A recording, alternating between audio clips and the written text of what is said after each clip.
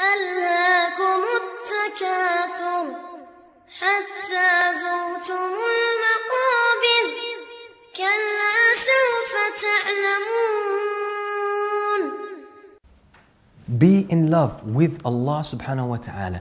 Take this as a general rule, and if your handwriting is good, okay, hang it on your wall.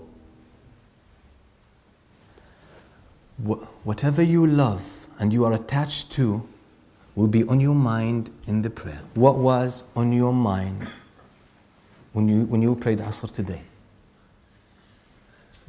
People who are usually in business and trade, they mainly think about their business. If a guy is in love or a girl is in love, they would be thinking about the person they love.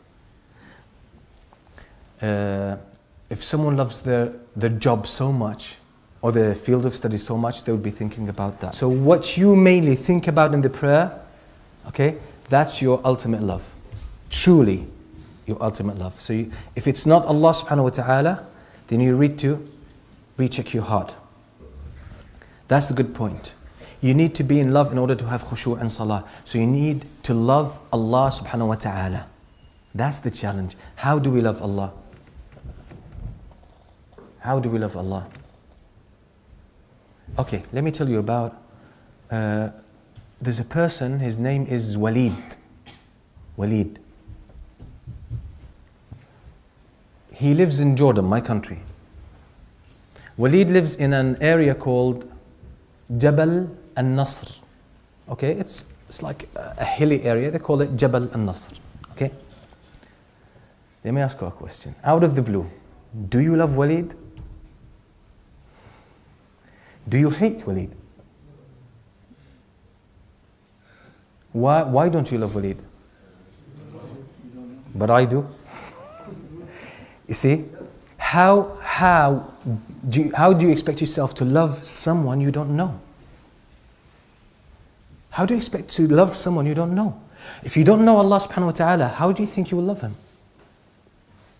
You might think you know Allah subhanahu wa ta'ala, but is this the case? Is this the case? We said, going back to the lover's analogy, very, very practical by the way. Okay, do you think someone, and there's an interesting thing, it's like an upward spiral. When you love someone, okay, you become motivated to learn more about them. The more you learn about them, the more you love them. The more you love them, the more you are curious to know more about them. It's an upward spiral. That's exactly the case with Allah subhanahu wa ta'ala. That's exactly the case. How do you expect to love Allah subhanahu wa ta'ala without knowing Him? A lot of us think, no, let me put this to the test. How do you think we can know Allah? Now let's say, okay, one day you decided, I want to know more about Allah subhanahu wa ta'ala. What's the first thing that goes through your mind? The most common answer that I got when I asked this question was, learn the 99 names of Allah subhanahu wa ta'ala. Yeah? Which is a good idea, but who has read the 99 names of Allah? Not necessarily all of them. The majority of them were familiar with them. But how much did you learn from them? You know, when you take the names and attributes of Allah out of their context, you can hardly get anything from them. And that's why some people say, okay, let's teach the names and attributes of Allah. Let's teach the names of Allah. That's the 90 names of Allah. This course is about the 99 names of Allah subhanahu wa ta'ala. Okay, they take a name of Allah subhanahu wa ta'ala, Ar-Rahim.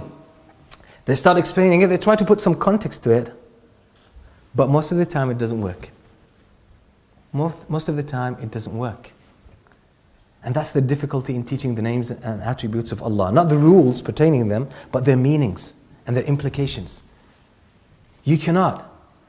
You need to teach these names in real life situations. Say someone is in trouble.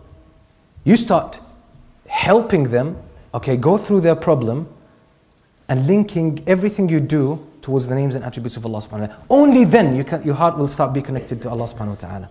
Only then. Okay? Reading through the Quran is a good experience, but most of us don't do enough contemplation, so this is why we don't get enough. Reading through the world, most of us do it, but we don't do it the right way.